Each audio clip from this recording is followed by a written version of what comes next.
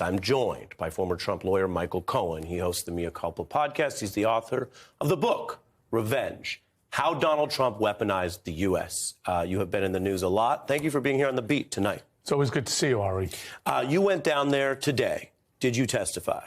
I did not. I was asked to be a potential rebuttal witness.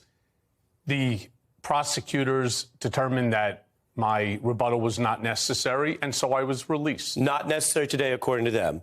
Mr. Costello said several things. I'll start with a fairly narrow one. He sure did. He said a lot of things today. As a narrow matter, he asserted that he says you are testifying again on Wednesday. Is that true? Okay, so very much like most of everything that came out of his mouth, he lacks for any sense of veracity here. There's no accuracy to his statement. I have not been asked to come back on Wednesday.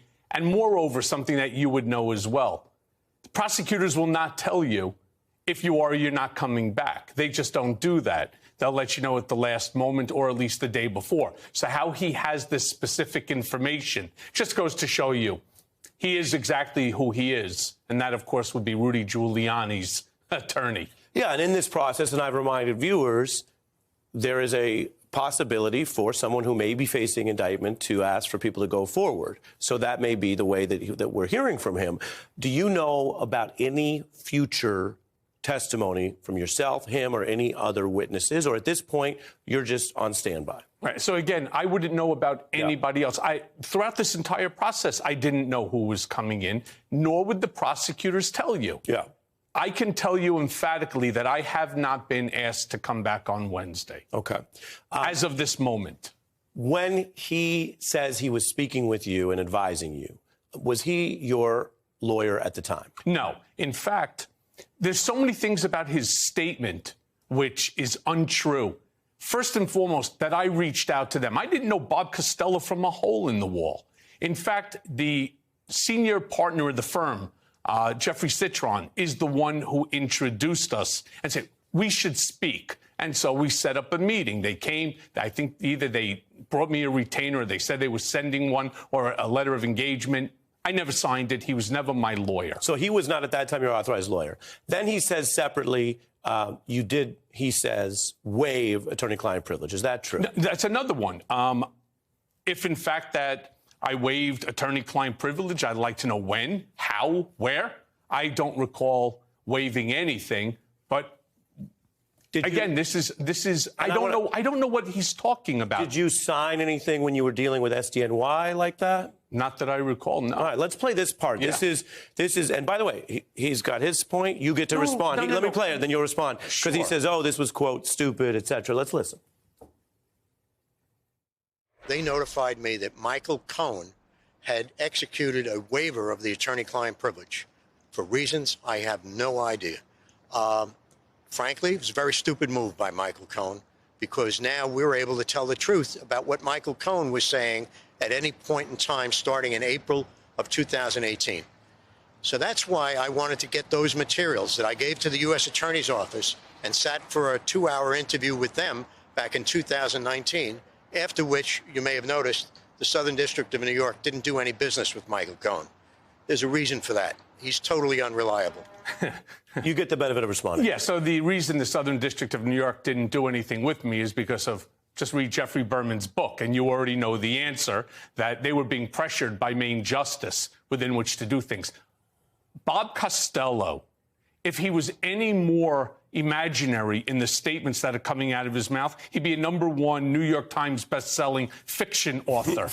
I don't know what he's talking about in terms of signing anything with the Southern District of New York. I'd like to see it. Now, if in fact that there was something that was signed, perfect. I will own the fact that I'm making a mistake, but I don't recall signing anything. You don't remember that? I do not. Not to mention, let's not forget, the Southern District on a Friday night contacted, after meeting with my lawyer at the time, not him, he was never my lawyer, and told me that you have to come in on Monday and plead guilty, or we're filing an 80-page indictment that's going to include my wife.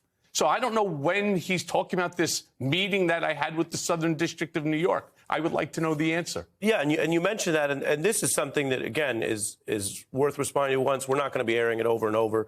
But you and I know, as lawyers and the experience you've been in, there are people who face very serious pressure. That's why it's called pressure. And whether what they say under pressure is 100% true forever or a sense of their anxiety, I don't know. Here's what he said about that, because you're reminding folks that there was this idea that they were going to try to go after you and your family, et cetera. Here's what he said, and it includes, again, and I want to say this as respectfully as possible, because there are people who do have mental health challenges or they do talk about suicide. That alone doesn't mean you're not reliable in a case. But this is the allegation he makes.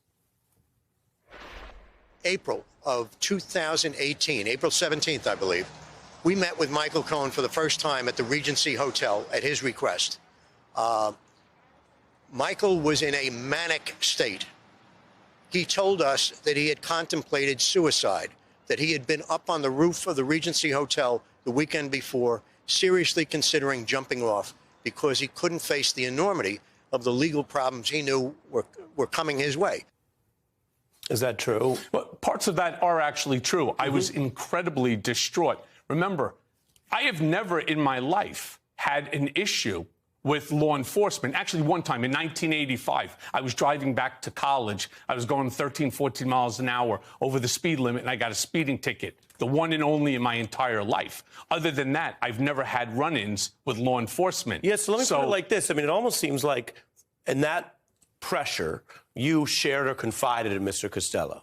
Yeah, and now he's trying to say that because you were stressed, and I think we can all, everyone could, judge not lest you be judged first, but people get stressed out. He seems to be trying to use that against the rest of your story. Is that fair? No, it's not. In fact, it's a typical Donald J. Trump play out of the playbook. Figure out how you're going to muddy the water as best as you possibly can, denigrate the person, disparage them. They did the same thing to Cassidy Hutchinson. They did the same thing to anyone and everyone that is for the truth. And the beauty that I have is I have facts. I have truth. I have the documentation. Let me rephrase that. The district attorney has the documentation in order to validate every single statement that I've made and to basically dispel anything that Bob Costello has to say, which is probably, again, why they didn't need me for rebuttal. My last question on Mr. Costello's approach, and then I have another factual piece. When you watch that, what does it make you think of him?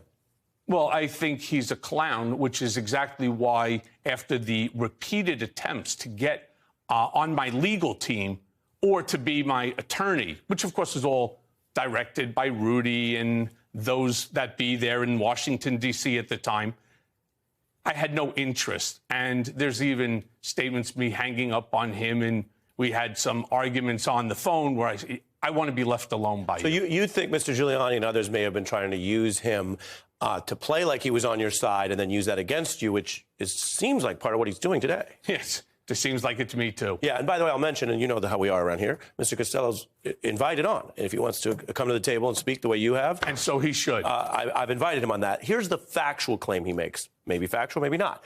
But he, like Mr. Tacopina, argues that basically you were out here just doing this all by yourself. This is him on the payment. Let's take a look.